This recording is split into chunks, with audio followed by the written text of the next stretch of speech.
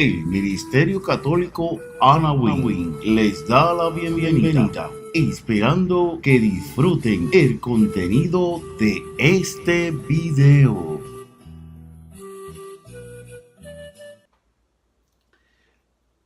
Una vez muerto el Señor, pareciera que todo había acabado. Y es bien interesante, hermanos, ¿verdad?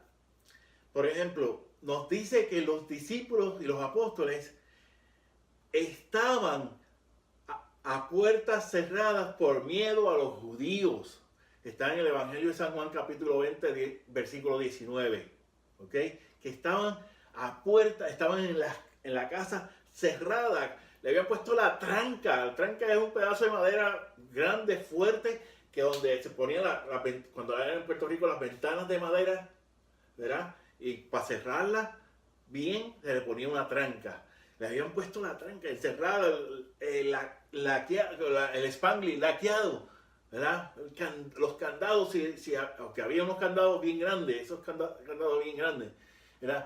Estaban a puertas cerradas, pero tratando de asegurar lo mejor posible para que nadie pudiera entrar, ¿verdad? Y entonces, esta misma actitud la vemos en los discípulos de Emaús. Y para eso podemos leer en el Evangelio de San Lucas, capítulo 24, versículos 13 al 35. Y entonces vemos que estos discípulos de Emaús llevaban en su corazón este mismo sentimiento que ya tenían los discípulos, los demás discípulos y los apóstoles. Decían, todo ha finalizado con la muerte del maestro. Todo ya se acabó, ya no hay más nada. Chuculumi para nuestras casas, ¿verdad? No, pero entonces llega el Señor resucitado. Y nos dicen que sus ojos estaban cerrados espiritualmente hablando, ¿verdad? Y le tiene que explicar, ¿verdad? El Señor tiene que explicarle las escrituras, o sea, el Antiguo Testamento. Recordemos que el Nuevo Testamento no estaba escrito ya en ese punto, ¿verdad? Permiso.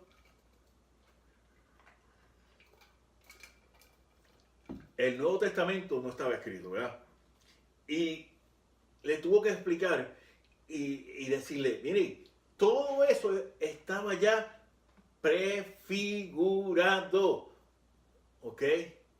Prefigurado, planificado por el Padre, era la voluntad del Padre, ¿verdad? Y entonces vemos, ¿verdad? El Señor se va ahí y le dice, no, Señor, mira, quédate con nosotros, ya está oscureciendo, vamos a acampar y prendemos una fogata.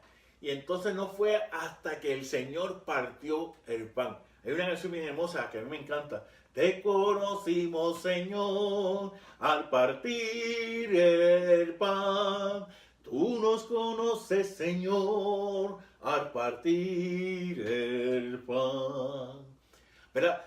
Entonces tenemos que preguntarnos, hermanos, bien importante para poder seguir reflexionando. Cuando se parte el pan que estamos en la Eucaristía, en la Cena del Señor, en la Santa Misa, ¿verdad?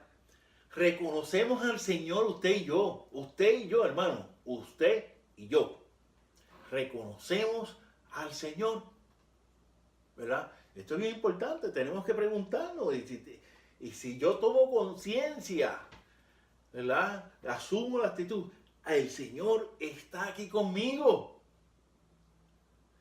Y lo creo verdaderamente, ¿verdad? Tenemos que tomar esa conciencia.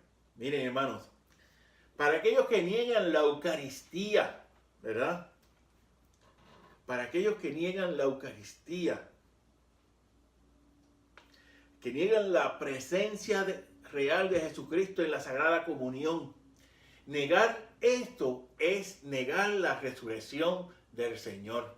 Porque nosotros los católicos se nos enseña que el Señor está presente en su cuerpo, alma, divinidad, ¿verdad? Y está presente ahí también resucitado. A veces esa parte se nos olvida. No, en la Eucaristía está el Señor resucitado ahí, todo el Señor completo. No podemos quitar una parte y dejar, quito esto, pongo esto, quito aquello, pongo aquello. No, el Señor está pleno y completamente ahí presente. Es el Señor resucitado, ¿verdad? Y esta última palabra de Jesucristo en la cruz: Padre, en tus manos encomiendo mi espíritu, nos debe ubicar, nos debe situar y tenemos en ese inmenso océano del misterio de fe del Verbo encarnado, ¿verdad? Que dice San Juan que al principio era el Verbo y el Verbo era Dios, ¿verdad? Y el Verbo se encarnó. Ok, miren, yo me acuerdo cuando tenía unos 16 años más o menos, yo estaba en los grupos juveniles dentro de la parroquia, hacíamos unas clases de formación, todo eso poco a poco, ¿verdad? Y no, yo no conocía mucho, pero conocía algo, o sea, y también era monaguillo, también fui monaguillo mucho tiempo, y viene un testigo de Jehová, ¿verdad? Y entonces el testigo de Jehová me dice: no, porque Jesucristo no es Dios. Y yo: espérate, usted no ha leído, le digo yo, usted no ha leído lo que dice el Evangelio de San Juan. Al principio era el Verbo y el Verbo estaba Dios y el Verbo era Dios. Entonces después el individuo me dice: no, lo que pasa es que Jesucristo es un Dios de menos grado. Y yo le digo: espérate, como decimos en Puerto Rico, ¿te peinas o te haces rolo? Cuando no están decididos, o sea, o dicen otra cosa para evadir, y usamos esa expresión en Puerto Rico: ¿te peinas o te haces rolo? Y yo: no, ¿es Dios o no es Dios? ¿Verdad? Y San Juan nos lo dice al principio de su evangelio, ¿verdad? Y yo escuché a Fran Morera decir que a alguien más, a un sacerdote, no me acuerdo ahora el nombre, había dicho que el único que pudo escribir ese evangelio de Juan fue uno que estuvo tan íntimamente cerca del Señor. Recordemos que Juan en la última cena está recostado en el pecho del Señor, ¿verdad? Y entonces, por eso la iglesia lo llama el discípulo amado, ¿verdad? Juan le dio a su madre al discípulo amado. Entonces tenemos que tener conciencia: el Señor muere por nosotros, muere para redimirnos, muere para salvarnos, ¿verdad? Y cuando está en la Eucaristía, en su cuerpo, alma, sangre, divinidad, está Jesucristo completo, está el Señor resucitado ahí también. Y entonces nos tenemos que preguntar, como ya dije previamente, si sabemos reconocer al Señor, ¿verdad? Como los discípulos de Emaús, que reconocieron al Señor al partir el pan. Entonces, como vemos que aparentaba ser lo último para Jesús y sus discípulos, la muerte es un paso, es una Pascua, ¿verdad? Y en este caso es una Pascua definitiva del Señor. En la Pascua del Señor se da la muerte y el Señor vence la muerte y llega a la resurrección. Y de esta forma, Jesucristo, en su trono de la Jerusalén celestial, está en su máximo esplendor como sacerdote, rey y profeta. Esa es la triple misión, triple vocación del Señor que le dio el Padre. Por eso nos dice la carta, y mencionaron la carta de los Hebreos: Jesucristo es el sumo y eterno sacerdote según el rito de Melquisedec. ¿Okay? Entonces es rey de reyes, señor de señores, y es profeta también, ¿verdad? Entonces, cada uno de nosotros, los bautizados, hermanos, también tenemos ejercer como sacerdotes. El sacerdote consagra, el sacerdote santifica, ¿verdad? Como sacerdotes en nuestra familia le consagramos a Dios nuestros hijos, nuestra familia. Y tratamos de santificar, de vivir una vida santa, de ser ejemplo de nuestros hijos, de ser testimonio. Y el reinado de Jesucristo es un reinado de servicio, como lo dice San Mateo, es un reinado de servicio, ¿verdad? Para servir. Y el profeta no es el que adivina el futuro, el profeta es el que anuncia y denuncia, hermanos, ¿verdad? Entonces, ¿qué anuncia el profeta? La gracia de Dios, el amor, la misericordia, todo lo que nace y es de Dios.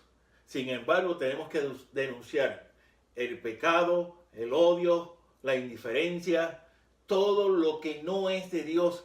Como profeta estamos llamados a denunciar. Hace un rato escribí yo en Facebook, escribió un hermano que decía, no, pero ¿por qué ustedes están mezclando la religión con política? No, es que esa es nuestra función como profeta, nos llama a denunciar lo que esté injusto. Y yo le decía, mire, hay una cosa en la iglesia que se llama excomunión late sentenze, que no tiene que estar un obispo para dictaminar la excomunión, sino que automáticamente somos excomulgados cuando cometemos con una persona que aborta, es excomulgada late sentenze, automáticamente. Está excomulgado del cuerpo de la iglesia, ¿verdad? Y si cuando votamos por un candidato o una candidata que apoya el aborto, también. Y tenemos que tener cuidado, hermanos. Y la conciencia, cuando estemos haciendo examen de conciencia, la conciencia nos va a recordar. Porque la conciencia recta, como se aprende en ética, la conciencia recta que está bien formada, nos va a recordar. Recuerda que hiciste esto y esto y esto y esto y esto, y no era así.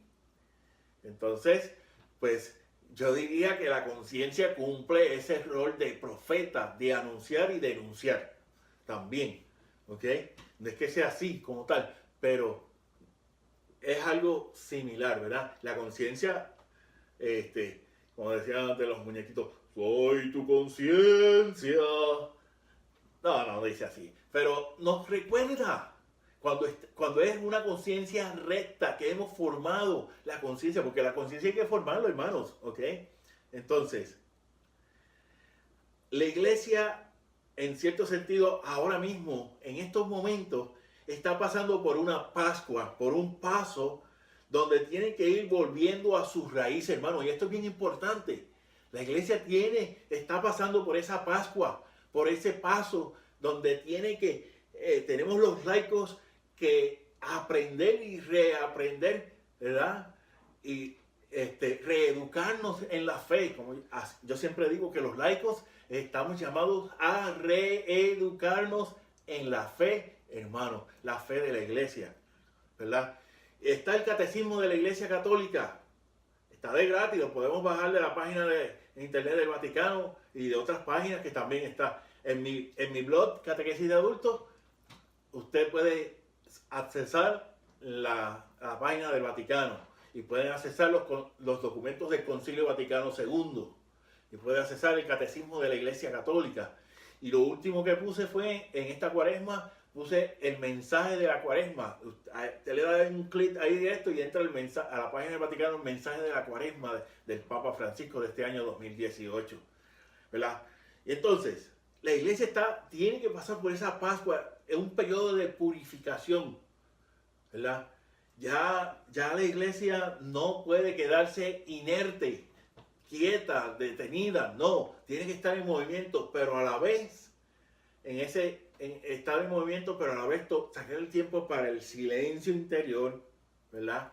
Los obispos, hay que orar por los obispos, hay que orar por el Papa, hay que orar por nuestros sacerdotes, hay que orar por los diáconos, hay que orar por los seminaristas, para que tengan una formación adecuada para el diaconado y el presbiterado, ¿verdad? Disculpen.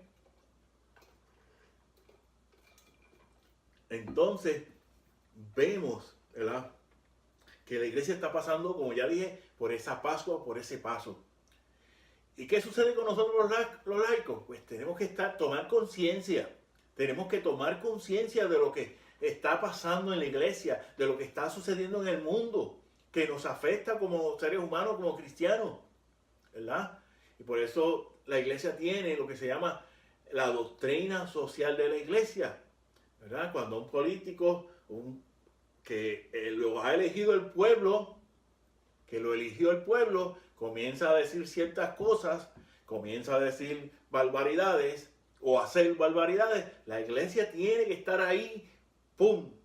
Aquí está, esto es lo que está pasando, eso está mal, tenemos que trabajar para mejorar la situación, así. Y la iglesia tiene que mantener su voz en alto, ¿ok?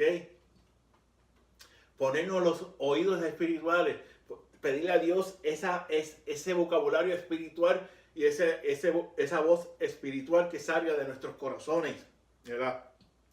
Entonces, la iglesia va a llegar el momento que por medio de la gracia, la iglesia tiene que engalanarse. Y cuando digo las joyas, engalanarse con joyas de la gracia, de la caridad fraterna, para cuando llegue el novio, ¿ok? Porque va a llegar el novio. No es cuestión de meter miedo, ¿verdad? No es cuestión de meter miedo, pero sí, el novio va a llegar a un determinado momento, no sabemos cuándo, pues eso es un misterio de fe, ¿verdad? Que se ha revelado, pero que no comprendemos del todo. Y los misterios de fe dije que son para creerlos, no para entenderlos. Y eso es bien importante. Entonces, vemos que la iglesia se tiene que ir engalanando con la gracia, con la caridad fraterna, con el amor, ¿verdad?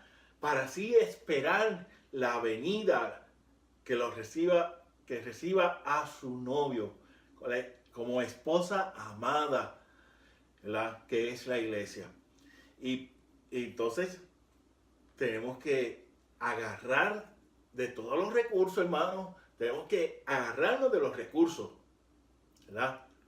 Y yo te digo ahora, hermano, antes de darle la conclusión a estas 7 palabras, yo te digo ahora, hermano, que tenemos que agarrarnos de la Virgen María. Dios puso a María ahí. María tiene una misión también para la iglesia. Sigue siendo madre, sigue intercediendo por cada uno de nosotros. Es la reina, ¿verdad? Es la reina. Y como reina le pedimos, ¿verdad? Que interceda por este pobre pecador, porque no lo puedo negar, soy un pecador, pero aquí estoy tratando de dar lo mejor de mí, mejor por medio de la caridad fraterna, por medio de la gracia, por medio de todos los dones que Dios me puede dar, ¿ok? Y así dar frutos. Entonces, hermano, tenemos que, como conclusión, ¿verdad? Estas últimas frases o palabras de Cristo en la cruz no son sacadas al azar. Y son el eco de la reflexión seria y profunda, hermanos, de las comunidades donde nacieron y se forjaron cada uno de los evangelios. Además de estas comunidades, en ese tiempo las demás comunidades supieron hacer suyas y recibieron en sus corazones esta palabra y toda la redacción del Nuevo Testamento, hermanos, ¿verdad? Y entonces nosotros tenemos que hacer nuestra palabra. Pero cuidado, cuando decimos nuestra, es que llega a mi corazón y por medio de amor, por medio de la expresión que yo pueda realizar, la predicación, ¿verdad? Tengo que darla a los demás porque no es mía, yo no me puedo quedar con ella solamente. Que llegue a mi corazón, que esa palabra purifique mi corazón. Pero yo tengo que darla a ustedes, hermanos, ¿verdad? Entonces, hoy nos toca a todos los bautizados, hermanos. Hoy nos toca con estas palabras, ¿verdad? Ver, reconocer los misterios de fe del Verbo encarnado. Señor, dame sabiduría, permíteme conocerte según tú eres. Dame esa sabiduría, agarrarme de ti, permíteme agarrar de lo que tú enseñas, del Evangelio, de la palabra de Dios, de la tradición apostólica, ¿verdad?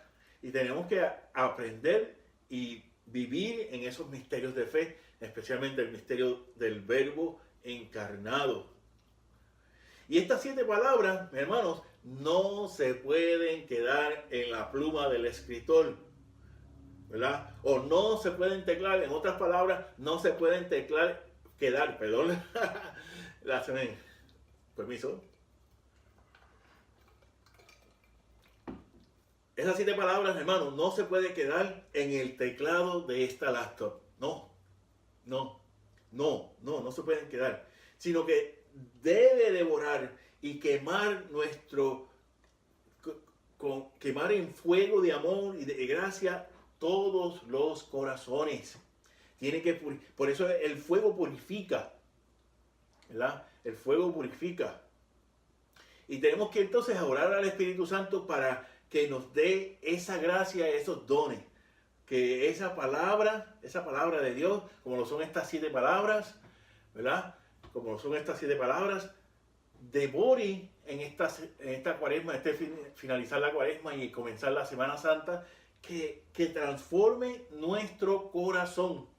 Si esto no transforma nuestro corazón, no sirvió de nada, ¿ok? Tenemos que pedirle al Espíritu Santo que pueda renovar mi corazón, que pueda rehacer mi corazón, ¿verdad? Que pueda romper mi vida, la vasija que es mi vida, esa vasija que está preparando el alfarero, que la rompa y la haga nueva según su amor, nueva según la gracia, ¿verdad? Y pedirle a María Santísima, como mencioné, María tiene una labor fundamental en la iglesia. María Santísima, que en los momentos más duros y difíciles de su hijo, estuvo ahí junto a la cruz con María Magdalena, con Juan, ¿verdad? Que María en esos momentos duros y difíciles del hijo no se apartó de la cruz, que ruegue, que interceda ante el Padre Abba, el Abba Padre, el Padre amoroso, el Padre misericordioso, por cada uno de sus hijos, que somos todos los cristianos, que somos todos los bautizados, hermanos, ¿verdad? Les quiero dar las gracias, ¿verdad? Ya para finalizar, hermanos, les quiero dar las gracias porque se den tiempo de escuchar estas palabras, estas 7 palabras, estas reflexiones, ¿verdad? Y así puedan también seguir orando por este servidor, por este ministerio católico, el Ministerio Católico Anahuín, y les pido de corazón, pasen, compartan estos videos. Se pueden suscribir a nuestro canal Ministerio Católico Anahuín, ¿verdad? Y así pues pueden adquirir al momento, lo más rápido posible, todo lo que se va haciendo y pasando y tratando de compartir con todos ustedes que realiza este Ministerio Católico Anahuín. Hermano, simplemente me queda darle gracias a Dios, ¿verdad? Gracias, Señor, como suelo rezar cuando después de finalizar las comidas, muy agradecido, y a ustedes, hermanos, muy agradecido, muy agradecido, muy agradecido. Así que le pido que sigan orando por este pobre pecador, por este instrumento que Dios se está tratando de utilizar, ¿verdad? Y para que pueda yo crecer en el amor, en la caridad, y con mi familia, para que podamos también crecer en ese amor y esa fraternidad y vivir esa iglesia doméstica, ¿ok? Así que, y que el Señor nos bendiga a todos, en el nombre del Padre, del Hijo y del Espíritu Santo. Amén.